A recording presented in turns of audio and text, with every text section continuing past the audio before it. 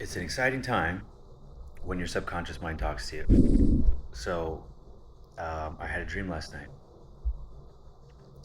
I'm gonna try to recount it as best I can. I woke up and I felt like this. I was like, "This is profound. I need to write this down." And I didn't have a pen and paper, so I recorded myself talk about it. And usually, when as soon as my head leaves the pillow, or if I switch sides, um, the thought leaves. I forget everything. But this was like this stuff. I like stayed up thinking about it for a while.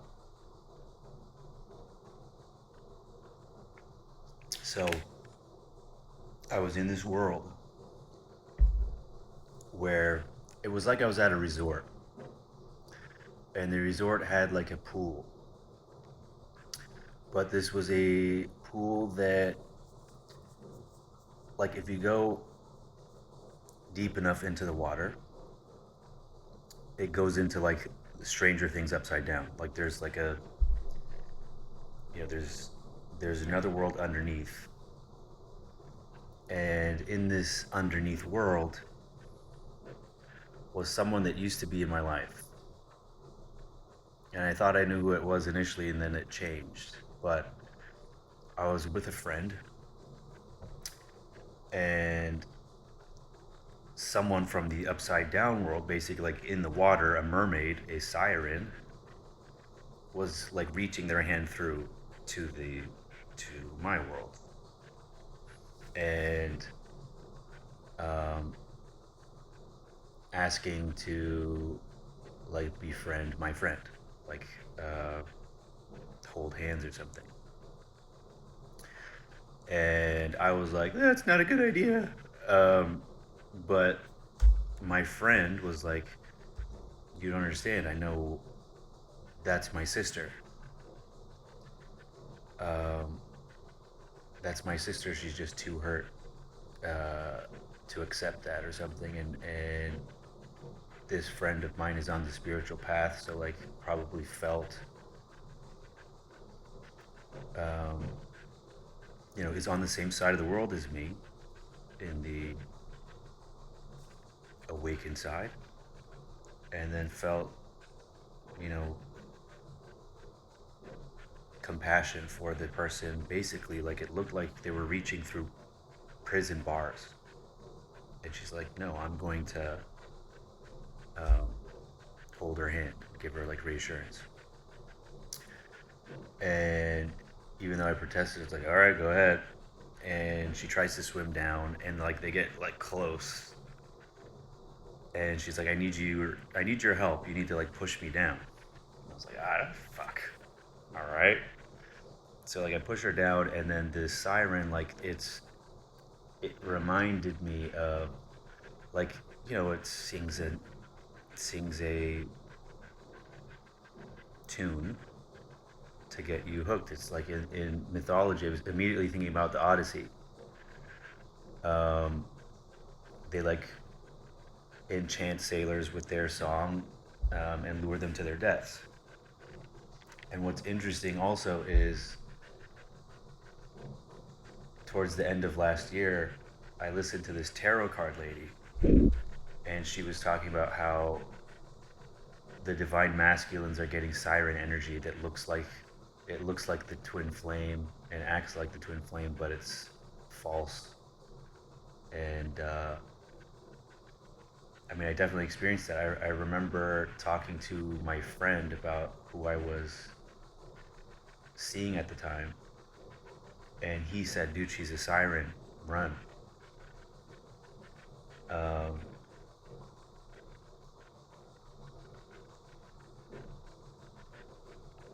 it's really bright out, so I changed what direction I'm looking in. That was bizarre. So, anyways, I pushed my friend down so she can reach, like offer a helping hand essentially to this siren. And then the siren's face changes, and it went from like this angelic looking creature to like a demon, a siren. You know what I mean? It went from like mermaid to siren. and started dragging my friend down, um, like into the abyss. And then I went and intervened to save my friend. And you know what the feeling was when the siren switched? If you've ever heard a Persian woman go, that sound goes to the center of my soul, and it's like it's immediate panic and it's immediate. You know, like if I'm driving my mom somewhere, she's constantly. It's like just close your fucking eyes. Like you're not. If I'm getting in an accident, your noises is not helping. We're going 35 miles an hour. You'll be fine. But that noise or that instant, it's like an instant mood shift or whatever. It was like what it does to me is like it immediately takes me out of, I'm safe, I'm comfortable. All of a sudden there's danger. If there's danger, I have to react. And like, fuck, like what an insane metaphor for everything I've been experiencing.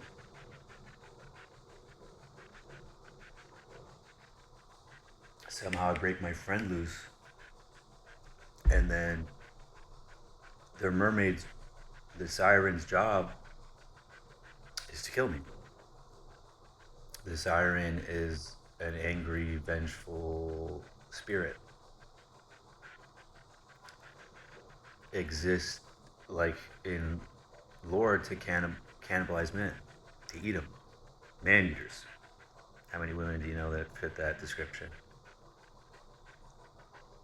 So, as this demon is dragging me down into the abyss, down to hell, um, I'm in fight or flight, and I could probably overpower it and fight fire with fire or whatever. Like,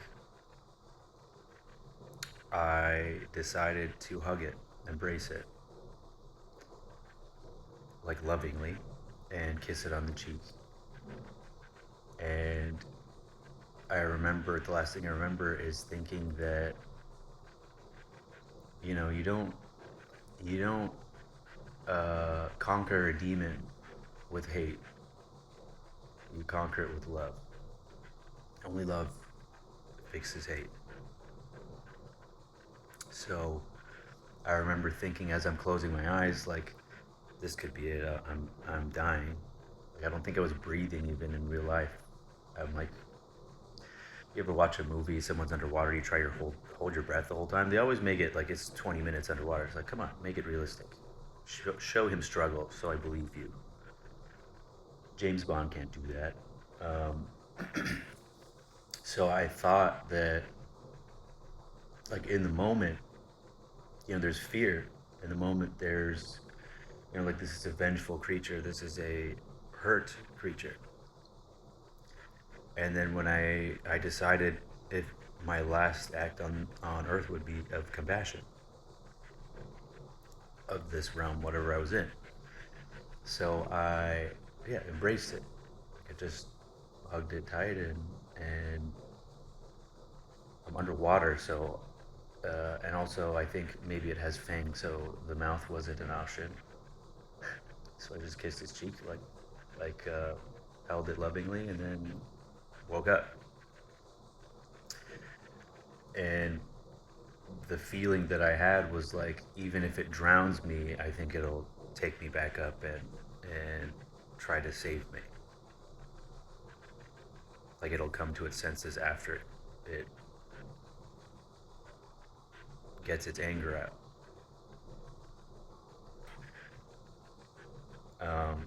Did you hear that? So I was researching, of course, like symbolic meaning of mermaids and sirens, and obviously it's like the treacherous seas. And then here's the other thing is, um, I believe Homer made this story, the Odyssey. It's a famous Greek poem to describe the hero's journey, the stages of the hero's journey. And it's something that is talked about in Jungian psychology because we are personally, each of us has our own hero's journey. So there's always a call to adventure. There's always like, there's home, and then there's like the call to adventure to leave home.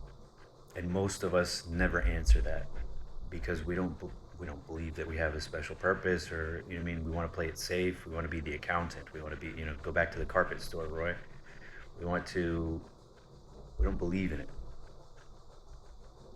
Um, in my case, I would say I didn't believe in it, but it was like the circumstances and the people that I thought were home were forced. Like I thought I fucked up. I thought I had done the wrong thing or said the wrong thing and burned bridges that I shouldn't have burned. But like I said, there's no wrong action. Like that was needed. It was needed to happen. I needed to leave home. I needed to leave my comfort zone and go into the danger. And how interesting that, just like in the Odyssey, he came across sirens. Like here, I'm coming across a siren in my own hero's journey. It's like I've actually experienced it, where it's like come to this island and stay here and forget your mission, forget your path, forget being a spiritually enlightened person or helping other people or whatever it is I'm supposed to do. Um, and because I'm empathic, like and the siren is a the archetype is like a it's angry and vengeful because it's hurt, and I love all hurt things because I see myself now. It's talking about seeing myself because I know I've done horrific things while I was in pain. Because when you're in pain, you're not concerned about anything. You can't be. You're consumed by your pain. So all you think about is how can I not feel like this? So right before my spiritual awakening, like I was going back and forth between different women or changing things drastically, just changing my outside world to give me some peace, and the peace would last less and less, no matter where you go that you are. So like I was panicking, and I was, eventually you just burn bridges because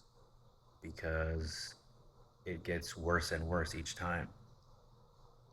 And interestingly, at my last relationship, the breakups got worse and worse each time, and like until it was like I've never been more disrespected in my life. I've never been treated worse in my life. I've never had anyone care less about the damage they were doing to me or how I had to cover for them. And again, like I see myself because I did that. So it's when someone is drowning in a pool or in the ocean, oftentimes like the person that comes to save them, they drown them. And of course, it's just out of panic. It's not like it's a survival thing. So when someone's in survival, like you just have to let it go. You just like no one could have helped me. No, I had to spiral, and then like I say, nothing changes until the pain of staying the same outweighs the pain of change. And to me, like my threshold for pain was super high. Like I didn't want to change anything. I didn't want to change who my friends were, who I thought was in my corner, or how I think and act. And I've been learning a lot recently, and I was seeing something about how uh, people adopt the behaviors of people around them, especially narcissists. Um, the attitudes and opinions, sometimes like personality traits and voice, even um, because they're afraid of their shadow. They're afraid of what's inside of them and afraid of being not accepted. And then obviously everything becomes external as far as Um, as far as this will fix it. If I change this, that'll fix it. If I change that, it'll fix it. It's always an external thing. It's never an internal thing. And obviously, the answer is it's all internal. Like these gender dysphoria people, like that's an internal battle that turning your dick inside out doesn't make you a woman. And I can't believe psychologists allow that to happen. But here we are. Um, Again, it's a spiritual thing, I think. So um, I also read that narcissists exhibit something called cold empathy, where they understand people's pain, but it's like in order to be a better hunter, basically, in order to better manipulate people, you have to understand people. You have to be able to know what they're feeling, so you know what to take advantage of, or how far you can push or pull. And the difference is like a normal person um, will, when they have empathy, they emotionally put themselves in someone else's shoes. Um, and narcissists will often pretend that they're doing that in order to take advantage of somebody. Um, and when I don't understand the behavior of someone, I look into it. I try to understand, like, what's the motivation, how is this happening, whatever. And then, I mean, the basis of it, we're all afraid. That specific fear it's the same fear that I have, manifested in a different way. Like fear of being not good enough and not being loved, being abandoned, just how it manifests.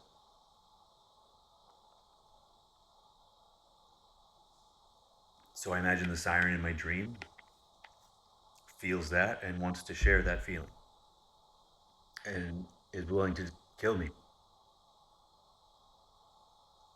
Um, which I swear I've almost been killed by this type of person before. Um, and here I am learning more. Okay, so uh, the other thing, projection. So I made a video about how I realized how I was projecting my inside feelings and manifesting it in the real world to reflect how I felt. And like I imagined that I was past that I can't do it because I'm aware of it, because I've studied it and I've come quite a bit of a way with my personal development. Um, and I just watched a video of a patient of Carl Jung, and she said that she was in a session with him and said, "Why is everybody so mean to me?" And he said, "Why are you so mean to everybody?" And she stormed out and she wrote him letters for months saying, "Everyone thinks you're a kook and you don't know what the fuck you're talking about." And then after about a year, she contacted his secretary and said, "I'd like a session." And the secretary laughed and said, "Dr. Jung told me that to expect a call from me soon." Because he knew he triggered her shadow.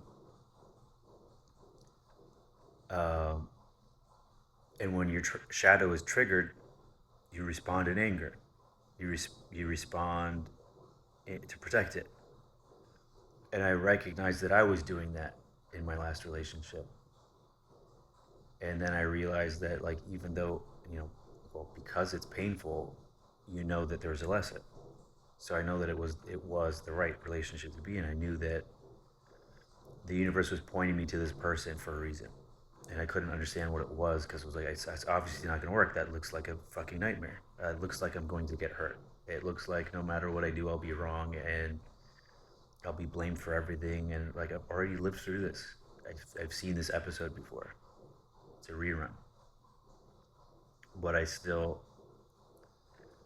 had to learn something. So I learned I got triggered. I got to learn about myself, and which I wouldn't have. This is for my own development and self and growth. So like my subconscious mind is leading me essentially to my destiny. It's like I need. This is the next stop. This island of sirens is where you need to learn your lesson. You can't get to the end unless you go to every step. So I realized that, um, especially with having the attitude of this isn't going to work anyways, or you know, this is too good to be true, or I mean, expecting failure, you're going to get failure. Um, I also think no matter what, I would fail. That's a guaranteed fact. But how I acted leading up to the end, I stayed around long enough to validate her feelings that I'm wrong. Because when I first met her, I was like, "This is what's gonna happen. You're really comfortable disrespecting me in front of people. We just met, like over nothing, and then you really shield yourself and prevent like any type of openness. And like I know it's in there. I know what I'm missing. So like, why am I? Well, how much pain do I tolerate to get like the little bit of love, which is also like a very abusive tactic. And then withdrawing love, and I can't forgive you because of the things that you said and did. It's like I forgave you in advance before we started this. Like I knew that I was going to get hurt profoundly, but I was like, fucking, I know I'm supposed to be here, so let's do it. Like board up the windows. There's a tornado coming, and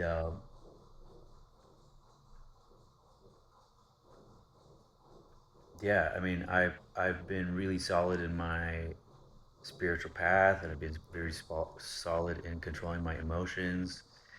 And the cycle had to repeat enough to get me emotional. Like enough had to happen for me to get to the point where I can self-reflect and see what it is that I did wrong or what I needed to learn.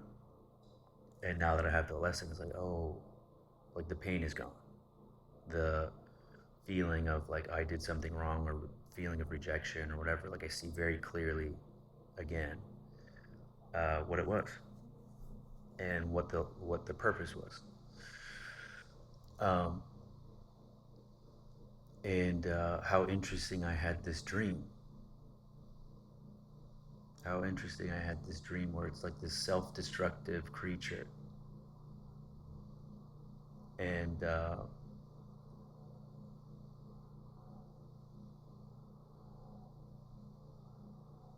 I still just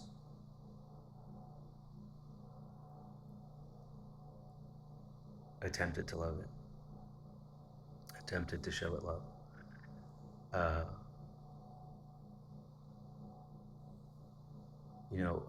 a lot of the times that I was, my good nature has been used against me, and I was taken advantage of, and I was manipulated, and this hot and cold, on and off. Like this last girl was like stonewalling me, and then she said, "I'm madly in love with you." I was like, "Oh, you hide it really well." And 5 minutes later, she's like, "I don't know why I said that. I took it back." Um, block. Um, like what a nightmare for me to deal with, but what a nightmare for that person to be going through, to have complex emotions and not know how to deal with it. So again, I recognize myself, and I can't cross the path of that, like that ladybug that is sick, and just ignore it and just be like, good luck, you're on your own. But I do know that it's only on our own that we figure things out. And I'm hoping, like, not for my benefit, I don't think I'll ever hear about it or see it, but I'm hoping that, like me, this cycle of pain avoidance and irrationality and trying to keep busy and avoiding the inner work, I'm hoping that that person's on their own hero's journey as well, and that uh, their life falls apart. Not like fuck you kind of thing, but like because that forces you to go where you need to go because it's a scary. It's like I that dark room in my old house. I was scared of it, and we shouldn't. There should be no fear. We shouldn't live here with fear. I was talking to my friends with. I have like some liberal friends, which are uh, hard to have these days because it's very emotional. They're very emotional with, do you know what they're doing? And they're going to take our this and that. I'm like, you know, every 4 years, half the country is super upset at the other half. You know, each 4 years, they this side fucks us one way, that side fucks us one way. It's two, left and right wing is still the same bird, and they're gonna ban abortions, and we're gonna have to do this, and we're gonna have to do that, and this is gonna happen. And say, okay, and then what? Like, if you have one vote, what are you freaking out about? Like, you'll have to roll with the punches either way, right? So you're like killing yourself with stress. Your body doesn't know stress in the future isn't happening right now. So all these things that you're thinking about is literally killing you. It's like, relax. And I guess that was something that I was trying to convince my last partner is that there was every day was like an emergency. Like her heartbeat is high, her resting heart rate is high, her anxiety is high. And I thought, like, if I hold my vibration, I'm like a rock or a mountain, that I could, no matter how much the sea knocks against this mountain, that it would remain. But um, like, erosion carved the Grand Canyon. Like, I only have so much I can give, and feeling someone's hate more than their love for a long time is disheartening. It's only so many times you can feel like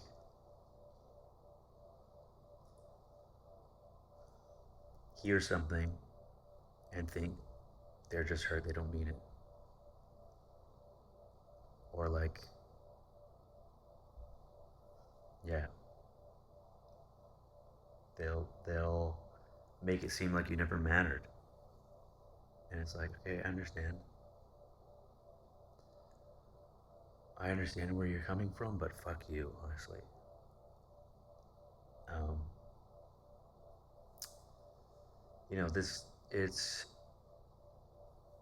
personal responsibility, because what I'm looking for in my life is someone who'd be a good mother, and someone who's in pain is not an attentive mother. And you'll transfer this to a kid before they're born.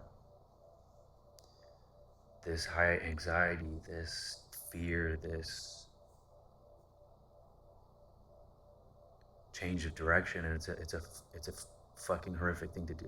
Like, look at me, I'm still figuring it out at 40. That's what happened to me. Like, my kids shouldn't have to conquer the same demon I've been fighting my whole life. Um, Even though they're not here, I love them more than that. More than I don't want to be lonely or whatever. Um, and yeah, no more falling in love with someone's potential. It's like, I've had to do a lot of work on being a rare man. I'm someone that you won't come across someone like me again. Whether that's good or bad, we can argue, but I was always like that, and I lost my individuality trying to be accepted by other people who don't matter. It was very clear to me that if I died, those people keep moving on. The people that say, "Hey, I like how you dress," or "You're really buff," or you know what I mean, these random compliments that we're searching for. It's like, when you're actually happy inside, you get those compliments anyways. You could be wearing a suit from Target, and people are gonna say like, "You look good." It doesn't have to have like a brand name on it. You have to be happy with nothing, or else you have nothing. You're advertising to the world that you don't think you have any value. FYI, you're projecting.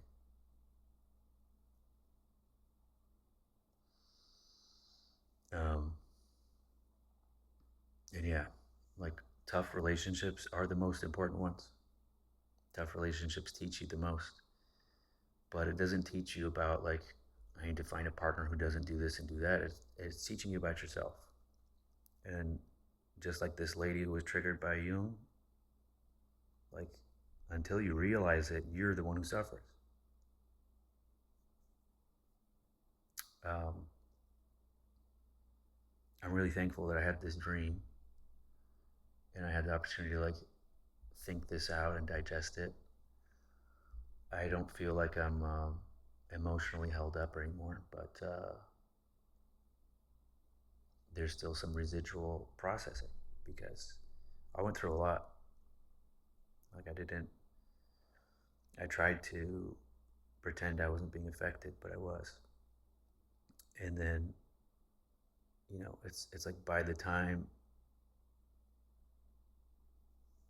you realize it, it's like you're 10 miles away from home without your cell phone. It's like, oh, I didn't realize I drifted this far from my path, from what makes me whole, from what makes me like in flow with the universe, with God, with my purpose, with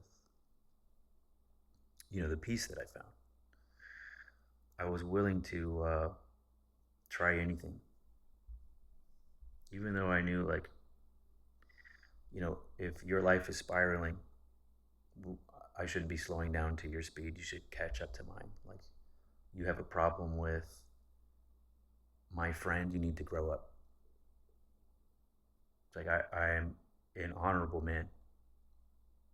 Like how dare you question my honor or integrity? It's like how would you think that I would keep a relationship that would challenge my romantic life? Like of all people to question, I'm the last person on earth. Um, and me giving in, like, well, I guess it's new, and I don't want to like put stress on her, and blah blah blah. It's like, fuck you. We're going this way. I'm the man. You listen. I'm the man, and I know what I'm doing, and I'm here to protect you, not hurt you. If you don't believe that, fuck off. Nothing else to talk about. I don't need to convince anybody. My integrity is unquestionable. I do the right thing because of me, not because of how it's perceived by other people. Because that's how I believe I'm supposed to live. It's because I have a belief system. It's because I believe there's a God. I believe that everything that I do in this universe, there will be a reaction to. There'll be a consequence to. So even having an impure thought, like while I'm in a relationship, I won't allow it. I won't fantasize or stare at and gawk at other women. I have a hard time doing it single. Like I'm at the gym and I'm like, if women dress like superheroes, it's crazy. And I have to like, I constantly like check myself. Like, she didn't come here for me to stare at her. Like, I came here to work out. And even if I catch a girl looking at me, I don't do anything about it. I'm not, you know what I mean? I don't want to be uncomfortable where I work out. I don't want her to be uncomfortable where she works out. We're not gonna meet each other. I'm sorry.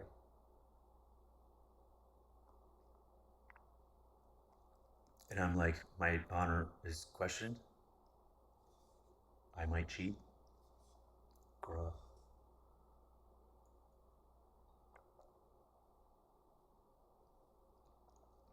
Very immature thoughts.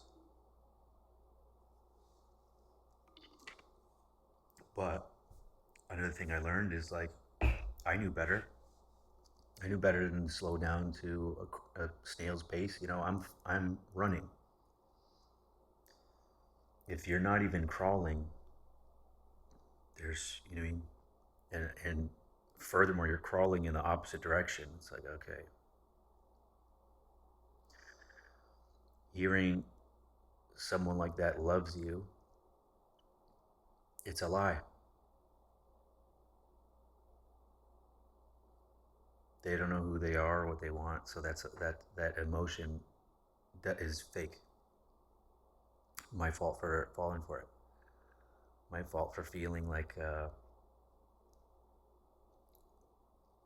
maybe like the siren. My fault for giving it love and empathizing with it or whatever. I don't want these types of things to change who I am. To change, you know what I mean? Like it's it's been the case where these types of things happen and I become closed off and vengeful and hateful and resentful. Those are all low vibration feelings. So I'm being tempered. This was a spiritual test. I'm being tempered in a way where now I'm hoping that in the moment I can still control it because I still have the ability to be triggered and act in a way that I'm not proud of, and then it takes me time to think about what happened there. Why was I triggered into an unconscious state and react in a way that I know that I shouldn't be reacting? And really, it's a matter of protecting my boundaries. It's a matter of feeling safe, and I never felt safe in that relationship for a moment. Like the in the same day, someone can love and hate you. You're the one for me. Like uh, we stopped talking once. I mean, once, many times, and she tried to come back into my life. They call it hoovering, and I was like, no. Like I'm done. I'm done being played with. And she said, I know that even if you were standing next to a supermodel, I'm the one for you. Like I'm your perfect match. And I was like, fuck you. You don't know that. And then she's trying to like break my walls down. Like, oh, have you seen those videos of like alpha male boot camps where they like beat these guys up? They pay 10 grand and teach them how to be men or whatever. I was like, yeah, I've seen it. Leave me alone. And that night, I was playing video games with my friends. Like it's not something that I do often, but it's like friends from college.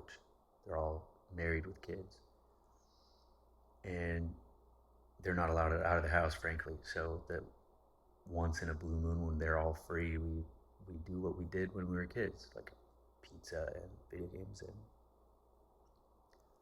laugh. And I sent her a video of like, this is our pizza. I bought $300 of like candy and snacks, and this is the group of misfits I call friends. And she's like, beta male boot camp. And this bitch got through my wall right there. And I was like, oh, you cunt. Maybe there is something to us being a match. I don't know. And that thought is what got me in trouble. I was like, all right, I'll give it a shot. she's she's got something, but it's like this is how the siren gets you. Like it knows.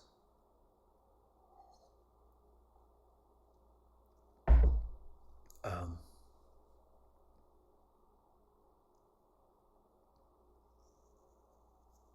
like I said, it was.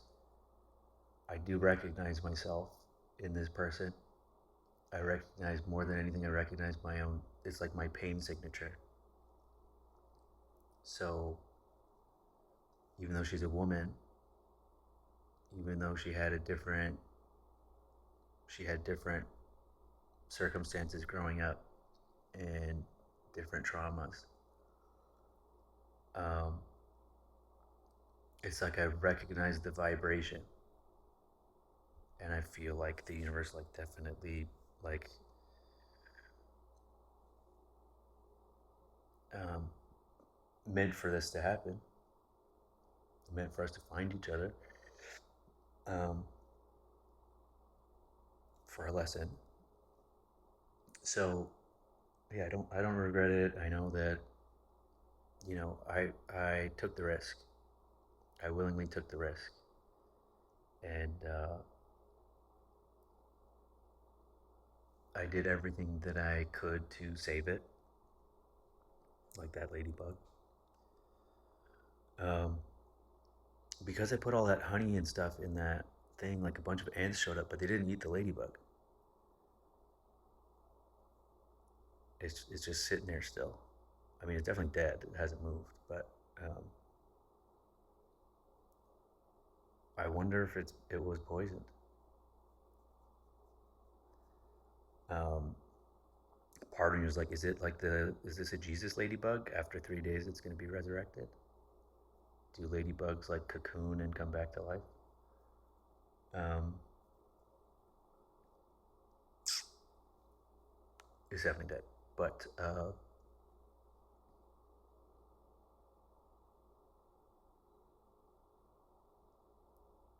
it's been very interesting. So the number that I'm seeing now is 222, and if I think about this situation, I see 333. I think it was that the thought was manifesting the number, and I haven't been thinking about it much, but I don't know if it was yesterday or the day before. Like I rewatched the video where I was talking about, like, where I was like, I figured it out. I know what this is. Narcissistic abuse. Here I am again. And emotionally, it put me in the same place, although I felt kind of removed from it. Like it didn't affect me. Like I have my hunger, I have my vitality, I have, like, you can tell, I've gained weight, my cheeks are thicker. I feel back to normal, and that life is flowing pretty easily. And it was interesting. Like, as I was listening to it, like, a car cuts me off really bad, and I was like, "What the fuck? Oh, 333." Um, it's like the universe really wanted to show me. Um, but I went to dinner last night, and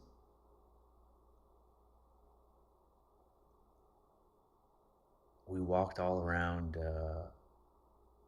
Laguna Beach. We had great conversations, and like it fills my spiritual cup. And then we're looking for a place to eat, and randomly just picked. It's hard to find a place. All the busy places are busy, and in this, like, beautifully lit street, everybody knows what it is. It's blocked off. It was some bistro, like a Belgian bistro or some such shit, Brussels something. So we sit, we order, we eat, and then at the I'm looking at the address of the building across, and I was like, I wonder what we're at. And I look, and it was 222. It was like 222, whatever the fuck, 4th Street or Main Street or whatever that is. I was like, okay. And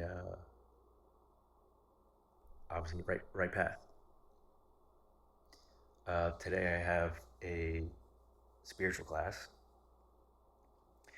and I am absolutely prepared if I see anything weird on the way to turn around, listen fully to the universe. I'm open to new information, but also like I know some things are not meant for me. Either I'm not supposed to learn it, or um, it's going to dissuade me from my path or something. So um, I have to go now, and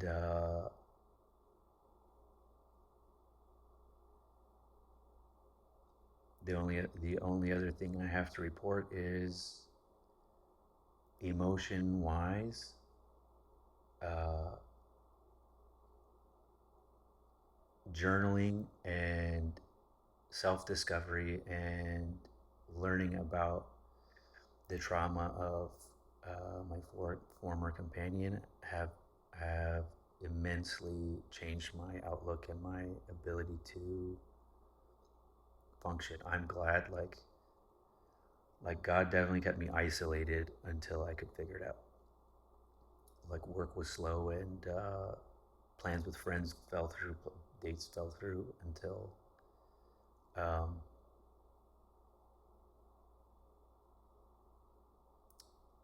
until I could figure it out. So I'm not suffering. I'm not prolonging my suffering. The other thing is, yesterday I this girl that kept, I don't want to say she was pestering me, but she said, "Can I love you, and can you be my spiritual teacher?" She is a great girl, just not for me. And I said, I don't mind having spiritual conversations, but I don't think there's like a romantic thing here. I said, as nice as I could, and she said, I should have seen because you ghosted me after we talked and all this, and I wish you luck. I was like, all right. I do like teaching people stuff if they want to learn, but when someone is interested in you romantically and you're not reciprocating, someone ever tell you they love you really early, and you're like, oh, good for you. Oh, yeah, okay, thanks, buddy. Um, yeah, it immediately makes me recoil. Uh,